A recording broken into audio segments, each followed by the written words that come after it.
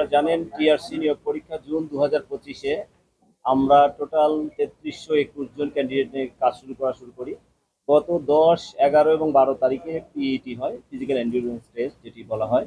সেখানে মোট 7টি ইভেন্ট থাকে, ডিফারেন্ট ইভেন্ট থাকে। সেগুলোতে সাকসেসফুলি কমপ্লিট করে প্রায় 1400 পরীক্ষার্থী তারা সেটা কমপ্লিট করে এরপরে 800 উপরে পরীক্ষার্থী আমাদের রিটেন পরীক্ষা দেয়। সেই রিটেনের মধ্য থেকে মোট 73 জন পাশ করেছিল। তাদের আজকে আমরা ভাইভা পরীক্ষা নিলাম।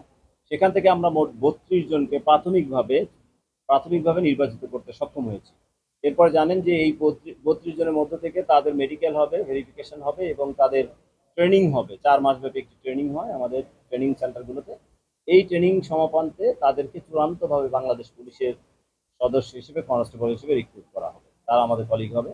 তো আমরা আসলে আপনারা জানেন যে এটি খুবই কষ্টসাধ্য একটি প্রক্রিয়া। আর বিশেষ করে এই কিছুদিন আগে যখন এটি আমাদের পিইটি হলো, তখন অত্যন্ত বৃষ্টি ছিল, মাঠগুলো কাদাযুক্ত ছিল, এখানে কাদা ছিল, তাদের কষ্ট হয়েছে, সবারই কষ্ট হয়েছে।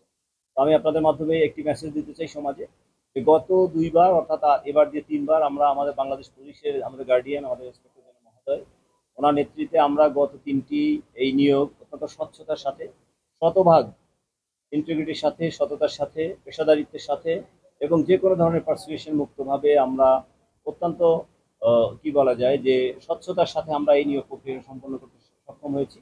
এখানে যদিও দু একটি বিষয় থাকতে পারে যে অনেক সময় ক্যান্ডিডেট বা তার আত্মীয় স্বজন তাদের নিজেদের ইন্টারেস্টে অনেক সময় বিভিন্ন ধরনের ছোটখাটো দালাল চক্রের সঙ্গে যোগাযোগ করে। আমরা ইতিপূর্বে দালালদের বিরুদ্ধে মামলা দিয়েছিলাম, কয়েকজনকে গ্রেপ্তার করতে সক্ষম হয়েছিলাম। এবার ওই ধরনের কোনো ঘটনা আমাদের কাছে পরিলক্ষিত হয়নি। তবে একটি বিষয় হয়েছিল যে একজন এই স্ট্যাম্পের সই নিয়ে আরেকজনের কন্ট্যাক্ট করার চেষ্টা করেছিল। তাদের বিরুদ্ধে আমরা মামলা নিয়ে 4 জনকে গ্রেপ্তার করে তাদেরকে মামলা দিয়েছিলাম। তো আমরা অত্যন্ত আমরা মনে করি এরই মাধ্যমে বাংলাদেশ পুলিশের যে স্বচ্ছতা যেটি শুরু হয়েছে সেই ধারা অব্যাহত থাকবে। আর আমরা জানি যে পুলিশের আসলে আপনারা জানেন যে পুলিশ এই সমাজের সবচেয়ে ইন্টিগ্রাল পার্ট, যেখানে মানুষের ফিজিক্যাল ফিটনেসের পাশাপাশি মানসিক দক্ষতাও লাগে, যেহেতু আইন নিয়ে কাজ করতে হয়। আর যদি এই বাহিনীর সক্ষমতাটা অতীতে যেরকম ছিল তার চেয়ে ভালো করতে হলে সবচেয়ে সবার আগে যেটি প্রয়োজন সেটি হলো একটা স্বচ্ছ নিয়োগ প্রক্রিয়া, যেটি গত 3বারের মাধ্যমে, এবার সহ গত 3বারের মাধ্যমে এটি এস্টাবলিশ করা সম্ভব হয়েছে।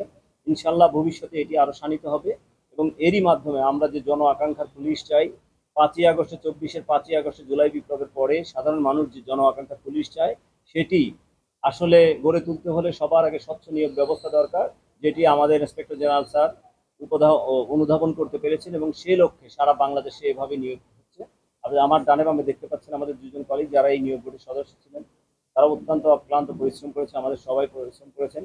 তো আমি আপনাদের মাধ্যমে যে আমার জেলাবাসীর কাছে অনুরোধ করতে চাই যে আসলে বাংলাদেশ পুলিশ একটা best way to serve the nation.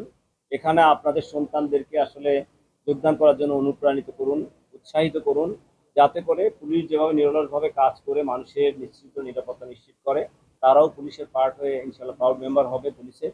এবং আমরা যদি পুলিশের যে সমস্ত কার্যক্রমগুলো আছে সেগুলো সুচারুভাবে সঠিকভাবে করতে পারি তাহলে দেশের আইন শৃঙ্খলা রক্ষা করা সহজ হবে, দেশের অর্থনৈতিক উন্নয়ন সহজ হবে এবং দেশ মাতৃকা ভালো থাকবে, আমরা যেমনটি বাংলার দেশ করতে চাই।